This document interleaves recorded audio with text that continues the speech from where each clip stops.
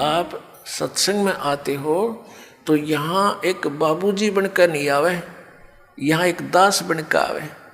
एक जैसे हॉस्पिटल में रोगी जाता है, चाहे वो कितना बड़ा अधिकारी हो, कितना बड़ा धनवान हो, जब उसको ये पता लग जाता है कि तेरी जांच में कोई गड़बड़ हो चुकी है और तेरा शरीर ठीक नहीं है, और उसको डॉक्टर के पास जाता है, डॉक्टर कहता है कि जाओ ये जांच कराओ, तो उसने उस पल की इंतजार रहती है जांच में के आवेगा। उस समय वो भूल जाता है मैं क्या हूँ, मैं कोई अधिकारी हूँ या सेठ हूँ। उस समय वो अपने को रोगी मानता है।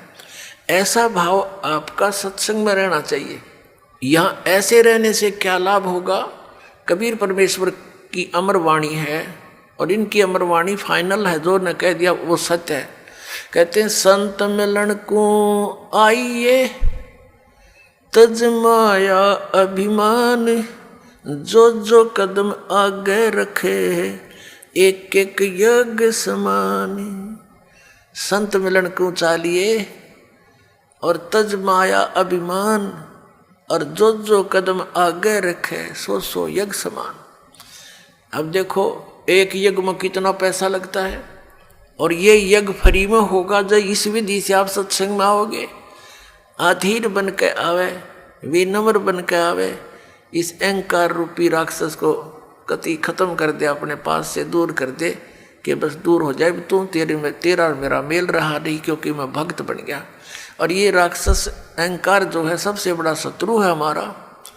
जैसे रावण ने भगवान शिव की भक्ति की, भक्ति इतनी की कोई कर नहीं सकता, शीश यहाँ से काट कर शीश चढ़ा दिया, 10 हाथ और सिर, और वापस प्राप्त हुए, लेकिन अहंकार नहीं गया। तो जैसी राहत भगवान शिव से मिलनी थी वह बिना प्राप्त हुई। उस अहंकार के कारण कुत्याली मौत मारा गया और राक्षस कहलाया। तो अभिमान बहुत बुरा है, भगवान और अभिमान का एक्सीडेंट है। नॉर्थ साउथ पोल समझ लो, ये कभी इकट्ठे नहीं हो सकते। तो इसे दुष्ट को फिर हम क्यों पालें? और क्या अभिमान इस जीव का 1 मिनट में फूक निकल जाएगा?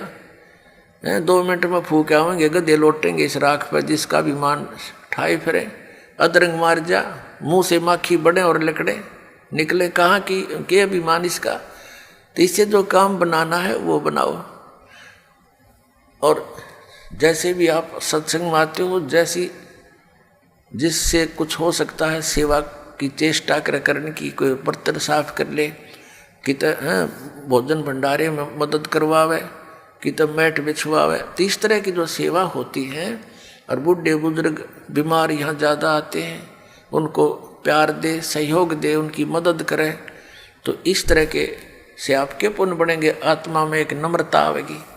कबीर परमेश्वर जी के पास, मुनिंदर जी के पास विशेषकर दुखी दुखी ही आते थे, सुखी तो उनके पास जाते थे, उन नकलियाँ ऋषियों द्वारा। और क्योंकि वो तो महिमा के भूखे, अच्छा आदर दें, सेठ आ जाओ उसने न्यारी कुर्सी देंगे, और आ जाओ उसको अलग से कमरा देंगे, और फिर वह 10,000 रुपये दे दें, उसके गीत गाए जाएंगे। इसलिए वो वहाँ इसलिए जाते हैं सेठ, क्योंकि उनका मान होता है।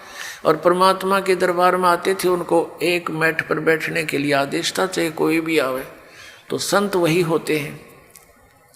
और वहाँ कोई आदर सत्कार नहीं था किसी का, और अनादर भी नहीं था किसी का, क्योंकि वहाँ विद्यार्थी टाइप में भगत होते हैं, और टीचर जो है वो आध्यात्मिक गुरु जो होता है वो आध्यात्मिक टीचर होता है। बूढ़े बुजुर्ग रोगी का की मदद करनी चाहिए, नफरत नहीं करें। कहते कुष्टी होवे संत बंदगी कीजिए, हो वैसा के विश्वास चरण चित दीजिए। परमात्मा सलाह देते हैं, हमें बताते हैं कि यदि भक्त का कोढ़ भी लगा हुआ, कुष्ठ रोग भी लगा हुआ हो, मक्खियाँ भिनक रही हो, उससे नफरत ना करना, उसकी मदद करना बल्कि जितनी हो सकती है। कुष्टी होवे संत बंदगी कीजिए, भगत को प्रणाम कीजिए, आपस में एक दूसरे को सत्साहेब, उसे नफरत करके मुंह फोड़ कर नहीं जाना चाहिए। और होवे स्या के विश्वास चरण चित दीजिए। यदि किसी बहन कोई अपने क्रमवश गणिका भी बन गई है, वैसा भी वृत्ति कर रही है और वो सत्संग में आ जाती है, कहते हैं उससे भी नफरत ना करना, उसको भी साधु जानना। क्योंकि हम सभी ऐसे स्थान पर रह रहे हैं, ना जाने कब कौन के गलती कर बैठे, और हम क्या करते हैं, अपने दोषों को ना देखकर दूसरे को के थोड़े दोष को भी घना बनाकर नफरत करते हैं। यह भी हमारी अज्ञानता का ही कारण है। अब जैसे पुण्यात्माओं कोई चोर है, डाकू है और कोई दुराचारी है, यदि वो सत्संग में नहीं आवेगा तो उसको ये पता कैसे लगेगा ये पाप कर रहा है तू। जिस कर्म जिस क्षेत्र में वो रहता वो तो वो वहाँ उस माहौल में तो फंसा हुआ है, उसी से तो बिगड़ता ही जा रहा है। अब जैसे मैला कपड़ा हो गया तो वो जल के निकट नहीं आवेगा, साबुन प्रयोग नहीं होगा उस पर,